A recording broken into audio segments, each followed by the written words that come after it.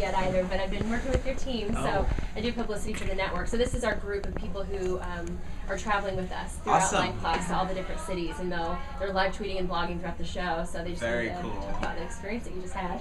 Yeah, we tweeted some pictures to you. Oh, awesome. I have not been, I just tweeted that one photo, but I haven't really been checking because I was being present in the now and watching, and it was so amazing. What was so amazing too is I brought my mom with me. Oh, cool. She was sitting next to me for the big part of the show where it was about all these other amazing lessons, and I'm an atheist, so I go back to so many things Oprah says so many times. There were so many teachable moments here, and what I'm really excited about is that there were so many great teachable moments for my mom, in that there's so many. I said everything is connected and everyone is connected, and it was so tangible today when we saw Stephanie and her story, because I have a similar story with my mom. My dad died, not just, can barely walk. That's a huge thing, and I'm so happy that her daughter is able to walk and is pregnant and filled with life and joy. My dad died when I was 15, and at that point, my mom chose to stop living. My mom, for the last 20 years, has lived half alive, and it's fascinating because I had a very similar conversation with her recently, and where I was speaking on the show about how I realized what my purpose is. I also realized what one of my gifts is, and one of my main gifts is this ability to, we're all talking about the same things, but we're talking about them in different ways. I call it energy, because for me, energy is real, scientific. It's a fact. Energy exists. And I feel like my gift, my main gift, is this ability to tap into this energy stream in a very powerful way. And then going back to the word awareness, when you're aware of that, which I recently became aware of, that, wow, that's my gift. In the past, I used to think my gift was creativity or the ability to write. Now I realize, wow, that's my real main gift, and I'm able to do it in a much more powerful way. So about a month ago, after this night of multiple aha moments, an orgasm of aha moments, I was so tapped in, I was channeling my dad. And I told my mom, I give you permission to live your life. That's incredible.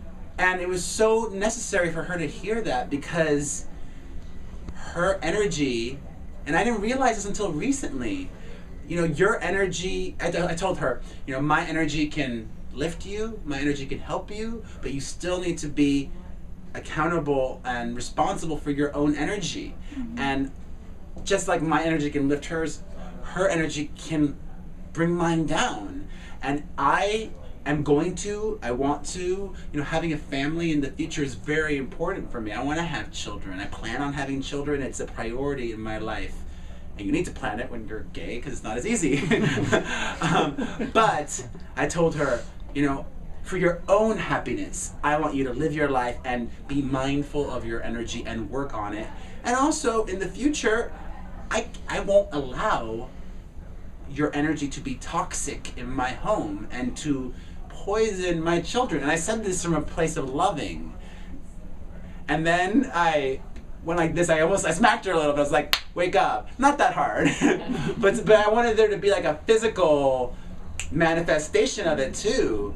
I mean, today was just such an amazing moment. And what's amazing about it is that it was very little to do with me. It was so much greater than me. And what's exciting also is the future for everybody in that audience and everybody that is watching at home on the live stream or on the show. I mean, I could keep talking for 5 hours. Well, I want to tell you that you could see, and when people said president is coming, people so you do have such influence. And I want to tell you that I'm geeking out a little bit right now, because thank you. I've been following you pretty much since day one when you were mean. as a lover of, you know, pink, and your blog is pink and gay men and celebrity gossip, I think that we're probably meant to, you know, be best friends. We are. I view my readers, I like to call them readers or friends. I view them as friends. And I was telling this to Oprah backstage. We had an amazing moment. I said, you know, just how I said on stage, how everything is connected and we're all connected. There's also, I do believe, and I didn't before, I do believe now that there's a reason for everything. And there is a reason why I have this platform and multiple websites talking about celebrity things and people and issues that the mass public wants to read about, because it's easily digestible. And more than there being a reason, now there's an opportunity. And there's also a reason why I was the bitchy blogger and am not now, because that also shows people something. If it had always been nice and positive, it wouldn't have been hopefully as impactful. And what's great too is I was so not nervous before going on stage, because Oprah reached out to me.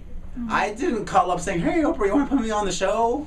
Like, they reached out to me like, say, hey, we've observed what's been going on, and it's real. I wasn't pretending to be anybody else. I wasn't thinking of giving the right answers. I was just being.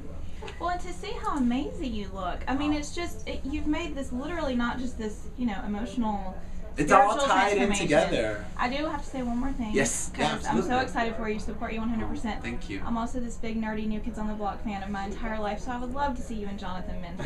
I tried. I don't know if you have, but I would just love to see y'all like make I tried actually, and what that girl, this is a good opportunity. What that girl was referring to was, I had my birthday party recently, and a friend of mine is a mutual friend of Jonathan Knight's from New Kids, and I saw my friend tweet him, and I saw Jonathan Knight respond, telling my friend that he should throw an egg at me.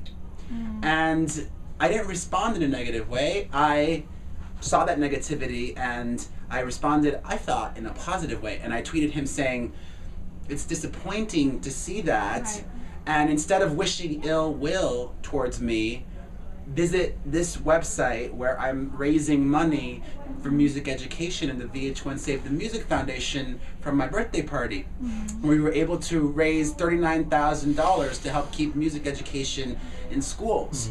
And he said, he went on and I owned, I was like, yes, I mean, I hear what you're saying. In the past, I was hurtful to you. I own that. I'm not expecting you to forgive me. I'm not asking you to forgive me. I'm apologizing again, because I had apologized to him in the past, but I apologized yet again. And like I said on stage,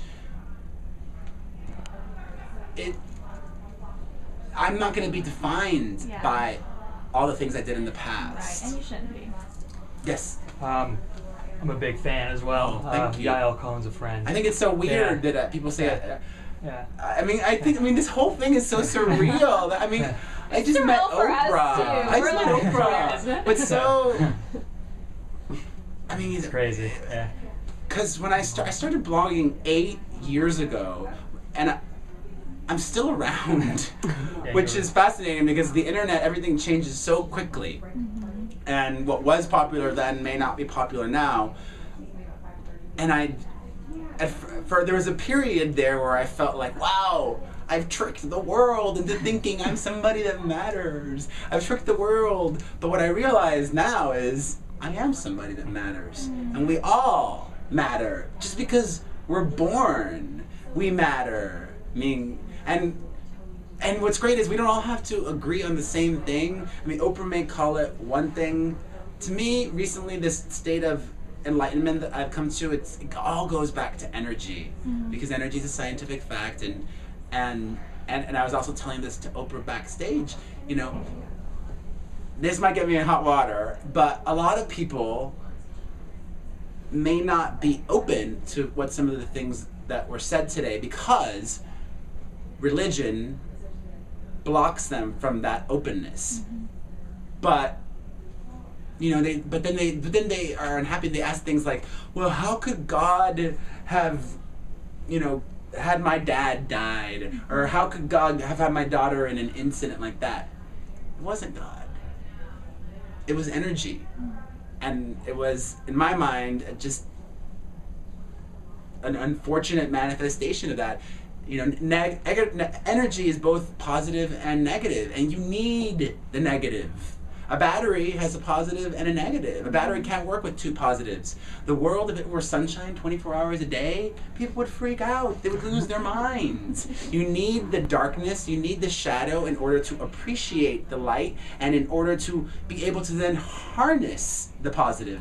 But I totally interrupted your question. Oh, that's okay. What you're saying is great stuff. But what was your so I'm question? friends with Yael Cohn from F Cancer. Oh yeah. I did something. I did a PSA for them. Say hi. But I have a website called Positively Positive, and we have over 1.2 million Facebook fans. Amazing. That's more than me. Well, you're rocking on Twitter. So, like you, I come from an entertainment background. I was an agent at William Morris. I was an executive at DreamWorks. I left that 10 years ago. And it's like that. Wait, is that the same documentary? The I Am? Is that about the filmmaker? Tom Shadyac, yeah. Is that the I Am documentary? Yeah, well, it's not. No, that's a different one. But yeah, it's very similar. But you know, in that, you know, I didn't know what my passion was, and I finally found that a couple of years ago. You've gone through that in a very public way now. What advice would you give to everyday people out there? There's so many people who are stuck and who are stuck on the past and the things they've done and the things they're doing, but they want to get better. I have so much advice. And I was talking to Oprah backstage. One of the many things I tell my friends are, well, actually, I'll show you guys this. I showed this to Oprah too. There was one point where she and Deepak were asking questions that you should ask, and those were a lot of questions. Those were a lot of questions you should ask, but I often just ask myself this one question, which I have on a little sticky in my office, and that's WWOD. What would Oprah do? I really do ask myself that question because one of the many, as being an atheist, one of the many things I love about Oprah is that she admittedly is not perfect. And too many people get hung up on this concept of perfection, which does not exist. It is not real. You won't find the perfect husband. You won't find the perfect job. The perfect nothing exists. And striving for perfection leads to frustration and disappointment. On the flip side, that's not to say don't have high standards and don't, one of the many things I've been saying is aspire higher, aspire higher. You can be better and do better, but I don't think you can be perfect. And then sometimes people, like that concept of perfection, it's just too much. And also, sometimes people want all the answers right away, or they want everything right now. And there's a design and purpose for everything. You may not be able to handle it all right now. You just think of food. You can only absorb so much food in a certain period of time. So just ask for what you need right now, and you'll probably get that. And a great way to start that is just be healthier physically. And then when you're a little bit healthier physically, that will help answer your questions, hopefully, or lead you towards that path. And, the best advice I can give to anybody looking to lose weight, start small. Start small. Don't weigh yourselves. Don't be a prisoner. Just like you don't be a prisoner to your past, don't be a prisoner to your scale. I don't weigh myself. This is what I did. I have lost almost 80 pounds.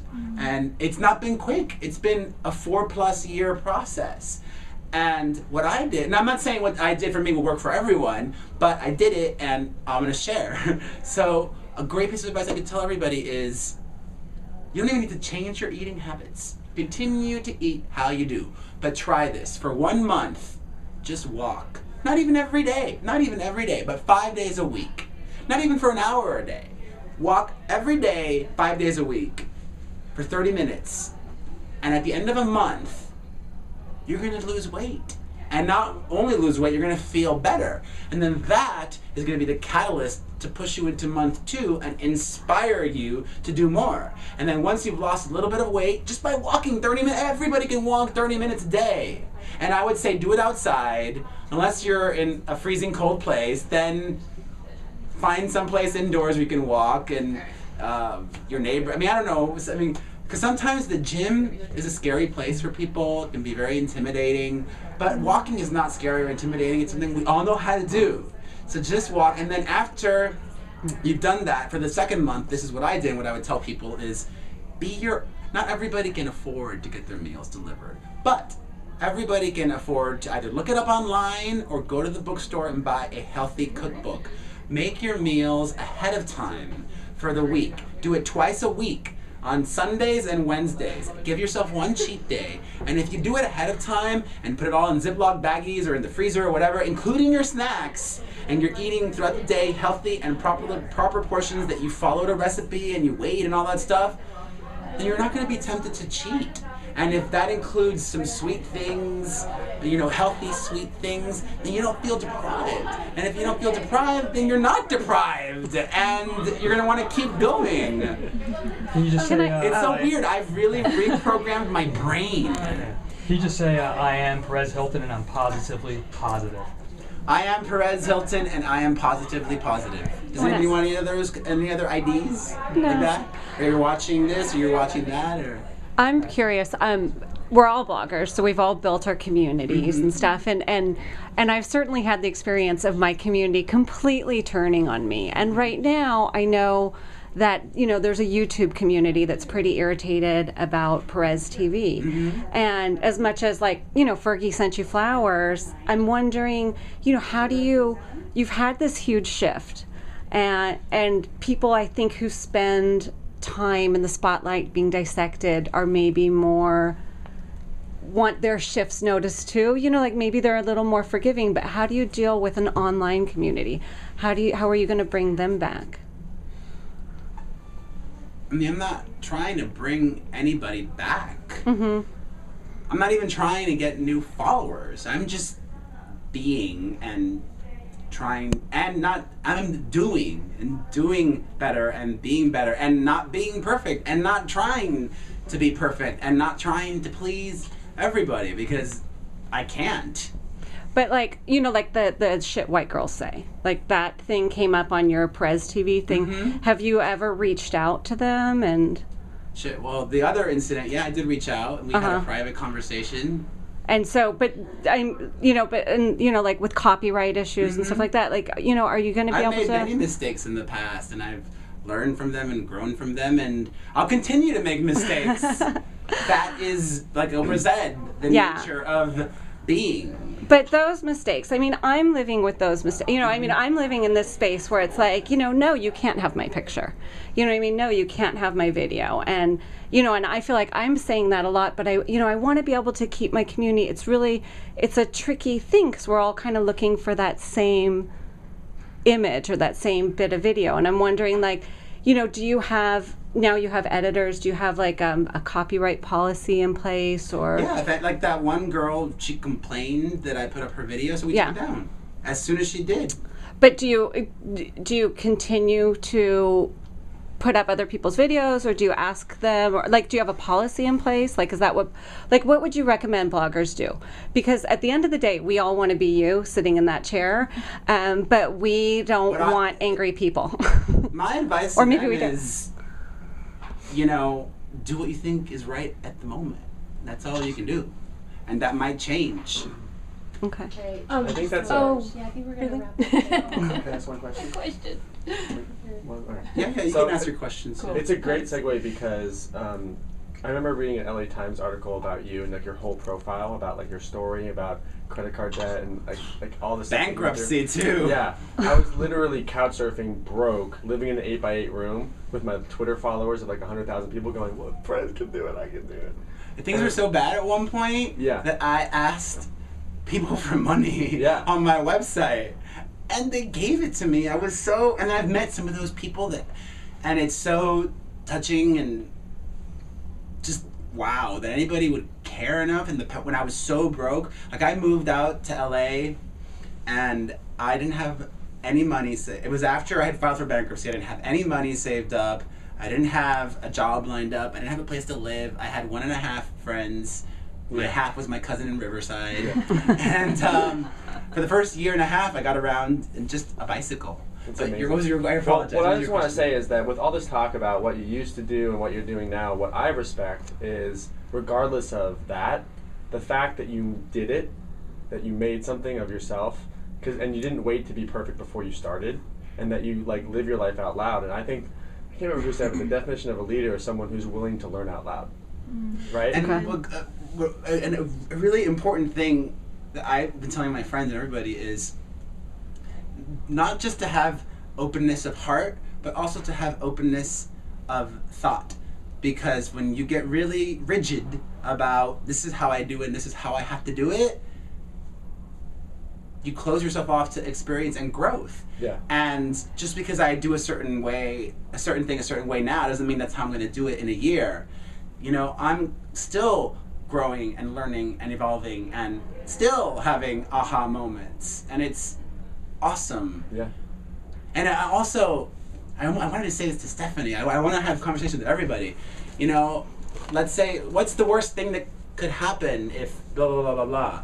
You die. Okay. Death sucks, but it's not that scary once you've reached the place to realizing that being afraid of fear and death can paralyze you. And it didn't paralyze her daughter, but you know, she's walking when she could be running. It goes back to the dog treading water. I don't want to be a dog treading water. I want to be a speedboat, which can slow down when he wants to. It doesn't always have to be. Go ahead, sorry. I was just going to say your energy today is just so incredible, speaking of energy. And I believe in energy. Is this the new you, or is this because you're on the Oprah? No, this is me. And what's funny is I feel like I was telling Oprah, I feel like this positivity is it all started when I became more positive 1.5 years, 2 years ago. And then it went into a huge shift at the beginning from the beginning of the year to now when I've done so many things differently from the beginning of the year to now. Like I've been working out a lot before, but I haven't had a cheat day since December 31st. So no booze, no cupcakes, nothing since December 31st. Wow. Not only that, but I've also been doing double workouts on the weekends during the week. 2 days? Yeah, well, what I do is like the hard stuff I do Monday through Thursday. So I work out with the trainer Monday through Thursday. Friday and Saturdays I do Pilates, and then Sunday I do yoga. So on Saturday and Sunday I'll go for a hike for an hour after my Pilates and yoga. And I've also been, here it seems okay, but it's like, but it's all connected. I've also been drinking insane amounts of water. And water really does clean you, and it does clean your energy. And I've been forcing myself to get more sleep, which I would only get 5 hours before. Now I'm getting not tons, 6.5. But 6.5 is a lot more sleep than 5 hours. And then it's like all these little things, or all these big things, are connected and related and help and lead to what I'm feeling and experiencing now. So I've been tweeting these daily thoughts I call Perezisms. And I love those. And at first, when I started doing it, because that's like, I told Oprah on stage, it's like, I don't just feel this desire to share, I feel this need now. And at first, people were like, are you a Scientologist now? Are you in drugs? And I get the skepticism, but, if you look at it in terms of energy, and in terms of that platform, and in terms of what I'm doing is, those Perezisms are an opportunity for people to connect with it or not. But for some people, maybe that one little thought will connect with them, and that one thought is hopefully filled with positive energy, and then hopefully that one thought will infect their lives and their brains, and maybe they'll even retweet it and literally pay it forward, literally pass it on, literally share even more positive energy. And that's just one of the ways I'm trying to do better and be better. Awesome. Thank Thank you. you so much. Thank you all. Pretty good Photoshop? Yeah. Yeah.